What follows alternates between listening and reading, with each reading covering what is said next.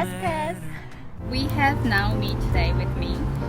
She's from Malaysia and she is a pharmacist in Australia. And when did you first come to Australia? In 2009. Yeah, I came here for uni. How hard was it for you to study in pharmacy school? To be honest, quite hard, I think. The education system between Malaysia and Australia is quite different. I think in Malaysia, it's a lot about regurgitating and memorizing, pretty much just reproducing that on a day. I found that the education here was more about applying your knowledge, critical thinking, and being able to think outside the box. So even if you could memorize the whole syllabus, it doesn't mean that you will do well in an exam. I think I struggled the most with that, just critical thinking skills. That was probably the hardest part of uni. Did you have to do any placement while you were in uni? Yeah, so you had to do like a hospital placement, a retail placement, and also a rural placement. How many hours? I think each placement was 3 weeks.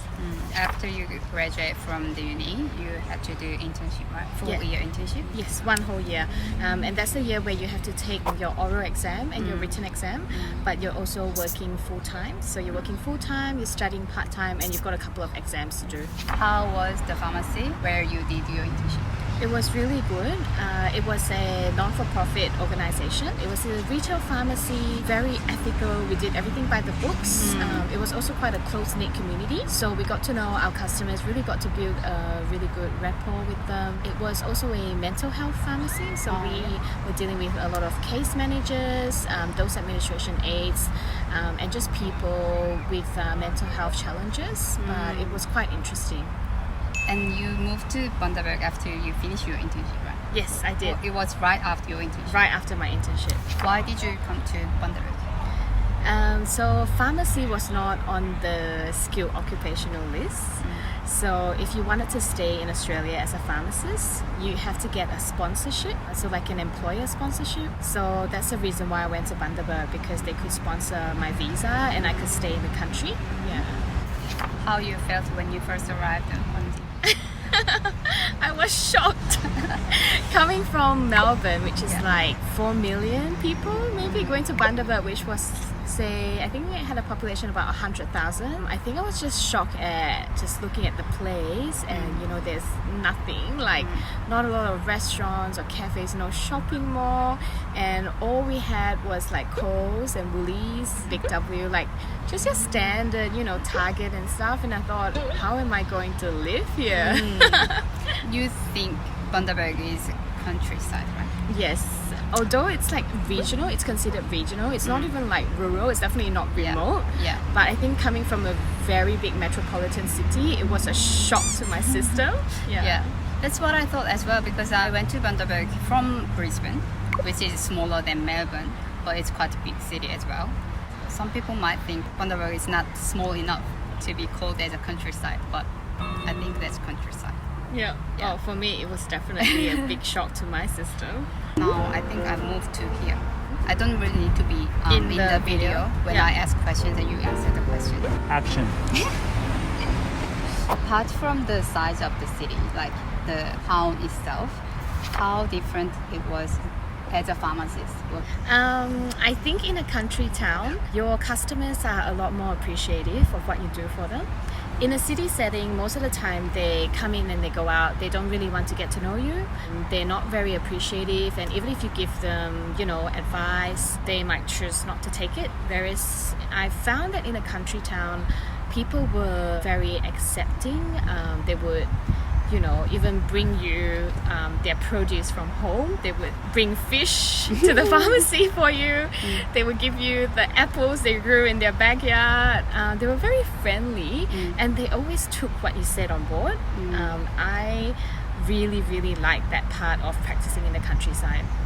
Then you tend to remember every single customer's name as well. Yes, not only their names, you knew everything, all the medications they were taking. Yeah. You knew their family, you knew about their pets. Like, you were really part of a whole family. I think they really treated you like family.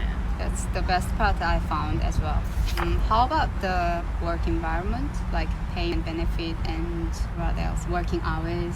Yeah. The thing in Australia is in every state, pharmacists get paid slightly different. From what I heard, Queensland does pay the highest. Oh, okay. And because I was working for a not-for-profit organization, we could do salary packaging. So that was an additional benefit as well. I think salary-wise, for pharmacy anyway, the further you move out from the city, the more incentive you get. So your pay increases exponentially as you leave the city. So that was good. Working environment was quite nice. I suppose it depends on the organization, it depends on your managers, and also the work culture. I was very, very fortunate and very blessed to have a great team. It was a big team, but we worked very well together. Actually, I already shared my experience in my previous video, and I think most of the story that I said before is similar to what you are saying now. So Yeah. that's Oh. Yeah. So they know we're not lying. Yeah. Before we move on to your next pharmacy experience, just wanna ask about Malaysian pharmacies here, because I worked with 3 Malaysian pharmacists in Bangladesh. Do you think many Malaysian people are coming to Australia to study? Definitely, because Australia is comparatively nearer, so you can still go back, for Chinese New Year or whatever festivities. So I think there's actually heaps and heaps of Malaysian pharmacists in Australia. Do you have any friend who is a pharmacist in Malaysia? I do actually, yeah. They studied there? They studied here and went back. Okay. Do you know the reason why they went back? Some couldn't pass the English test. So to get qualified as a pharmacist here, if you are an international person, you have to get a certain IELTS score. And if you can't, then you can't actually get registered. So to get registered as a pharmacist, you have to take the English test.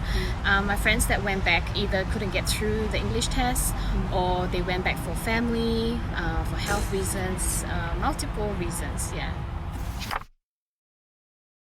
It's very different because in Malaysia, the doctors do prescribe and dispense, so the pharmacist doesn't have much of a role.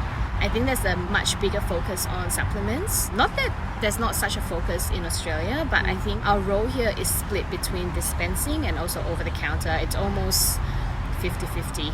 Yeah. Whereas in Malaysia, they focus a lot more on supplements because you don't actually need a prescription to purchase a lot of medications. So for me, the hardest part, living in Australia or working as a pharmacist here, is English. It was at first, and then now same. It kind of limits my ability as a To pharmacist. express Yeah. yourself, yeah.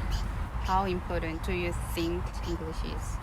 I think it's very important, especially if you're trying to, say, migrate to like a Western society. It's that international language. I mean, I feel that sometimes it's almost like people don't respect you as much if you can't speak the local language as fluently as they can. So I think it's crucial because communication is like the foundation to everything. If you can't send a message across, then there's not much else that you can do in that conversation. Yeah. Did you speak English well when you were in Malaysia? Yeah, for me it's different. Even though in Malaysia, Malay is the national language, for my family, English is my mother tongue. I spoke it at home, and it wasn't hard at all to transition to Australia because I was already speaking fluent English. I wasn't trying to learn the language, so it's different. Not all Malaysians would be in the same situation though. Some people might be speaking Mandarin at home, any other languages or dialects, and English is not their mother language, and so they would go through a similar struggle to what you were experiencing, just trying to learn the language first and then trying to communicate in that language. I can't really ask you how to study English. I think with language, the most important thing is that you have to practice it. So even if you're not fluent in a language, I would encourage you just to speak it. Be bold. I mean, it doesn't matter if you make mistakes because as you practice, as you converse, that's how you're going to get better. It's not something you can learn from the books. It's something you have to really practice in real life. And I think most people, sometimes they're embarrassed that they might say the wrong thing, and so they just keep quiet and they speak in their, their own, the language of their home country. They're not comfortable trying to assimilate, trying to make new friends in a new country, or trying to converse in English, and that's what holds them back. Because I think if you just brave it and just speak it, you'll learn it very quickly. And this is not even countryside, this is remote. We're talking a one-shop town. That's it. No just one restaurant, town. no cafe. Nope, nothing. I was very impressed with your journey actually because you were already a full-fledged, almost like in a senior position. We need pharmacists. I don't think it's an oversupply, it's just misdistribution.